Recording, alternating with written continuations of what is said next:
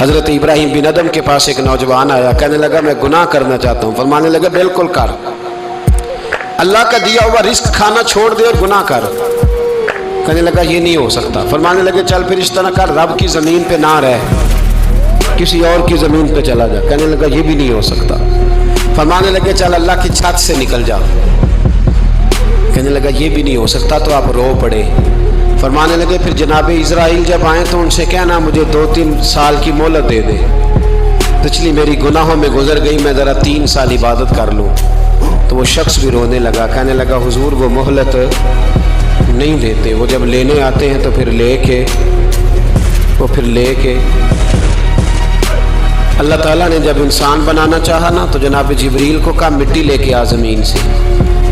حضرت جبریل نے مٹی پہ ہاتھ ڈالا تو باقی کی مٹی رونے لگ گئی، اسے جدا نہ کر. تو جناب جبریل چھوڑ کے چلے گئے. حضرت میکائیل کو بھیجا مٹی لا، مٹی پہ ہاتھ ڈالا تو باقی کی مٹی رونے لگ گئی، چھوڑ کے چلے گئے. جناب اسرائیل کو بھیجا، مٹی پہ ہاتھ ڈالا تو باقی کی رونے لگ گئی، چھوڑ کے نہ جاؤ. تو حضرت اسرائیل فرمانے لگے تیرا رونا دیکھو کہ رب کا حکم دیکھو. وہ لے گئے، جب پیش کی تو رب کریم نے فرمایا اسرائیل جان نکالنے کی ڈیوٹی بھی تیری، تو مٹی کو لے آنا، باقی مٹی روتی بھی رہے تو روتی رہے. جب میرا فیصلہ آ جائے تو پھر اس میں کوئی گنجائش، ہم کھاتے بھی اللہ کا ہیں، نافرمانی بھی اس کی کرتے ہیں، زمین پہ بھی اس کی چلتے ہیں، نافرمانی بھی اس کی کرتے ہیں، حکم کسی اور کا مانتے، چھت پہ رب کریم کی رہتے. اس طرح نظام نہیں چلتا. میرے بھائی یاد رکھ لو، گناہوں کی سزا ملے گی، زندگی تنگ ہو جائے گی، یہاں بھی آزمائش ہوگی اور وہاں بھی. میں نے درس پہ کہا تھا، پھر بات کہتا ہوں، یہ میں اپنے لیے کہہ رہا ہوں، توجہ ہے میری بات پر.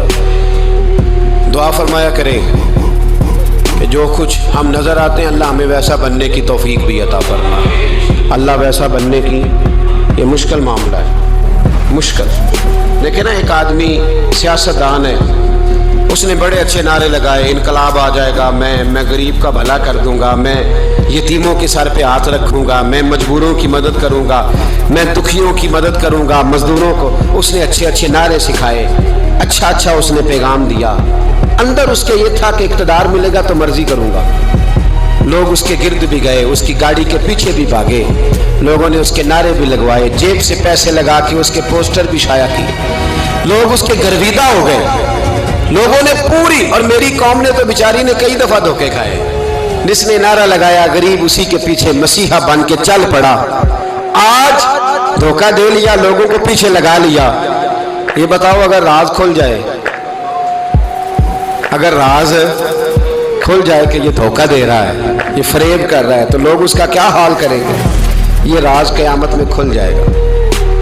قیامت میں یہ راز یہ کھل جائے گا. یہ دھوکے باز تھا. اذا زلزلت الارض زلزالها، جب زلزلہ آئے گا جیسے اس کا آنا ٹھہرا. واخرجت الارض اثقالها، زمین اپنے بوجھ باہر نکال دے گی. اس سے مراد کیا ہے کہ زمین پہ جو جرم ہوئے زمین بتا دے گی، باہر نکل آئے. وقال الانسان ما لها، انسان کہے گا اسے کیا ہوا، یہ تو سب کچھ بتا رہی. بوجھ باہر نکال دے گی. ایک آدمی پیر طریقت بن کے بیٹھ گیا، جبہ کبا پہن کے بڑی پگڑی باندھ کے بیٹھ گیا، اچھی اچھی نیک باتیں بتانے لگا. لوگ اس کی دست بوسی کرنے لگے، ہاتھ چومنے لگے، پیچھے لگ گئے، خدمت کرنے لگے، جیب سے نذرانہ دینے لگے. اس کے نام پر لوگ اپنی جیب سے لنگر پکانے لگے، خانقاہ کی خدمت ہونے لگی. مہمان اس کے آتے، نوکری کوئی اور کرتا. میں نے کہا تھا شاید اپنے لیے کہہ رہا ہوں. ڈیوٹیاں لوگ کرنے لگے، حالات بدلنے لگے. لیکن اس کے اندر تو چور تھا، وہ تو دکاندار تھا. تو یہاں جو اس کے پیچھے لگے تھے وہ تو سچے تھے، انہیں تو اجر ملے گا. لیکن اس کا جب راز کھلے گا تو بڑی رسوائی ہوگی. اس کا جب راز کھلے گا تو بڑی. ایک میری طرح کا دیندار تھا، جو چہرے کا تو نیک تھا، اندر پتہ نہیں کیا کچھ تھا. ایک طوائف گزر رہی تھی، اس نے اس کو تبلیغ کر دی. کہنے لگا بس کر دے، سیانی بن جا.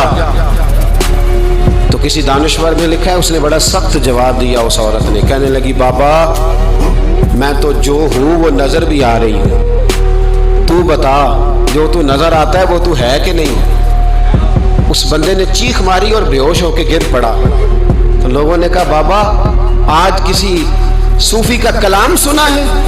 جو بے ہوش ہو گیا تو اس نے کہا نہیں آج طوائف کی بات سنی ہے، طوائف کی، اور وہ عجیب بات کر گئی ہے، وہ کہہ گئی ہے میں تو جو ہوں میں نظر آ رہی ہوں، تو بھی تو بتا نا، تو بتا نا کہ تو دستار امامت پہنتا ہے۔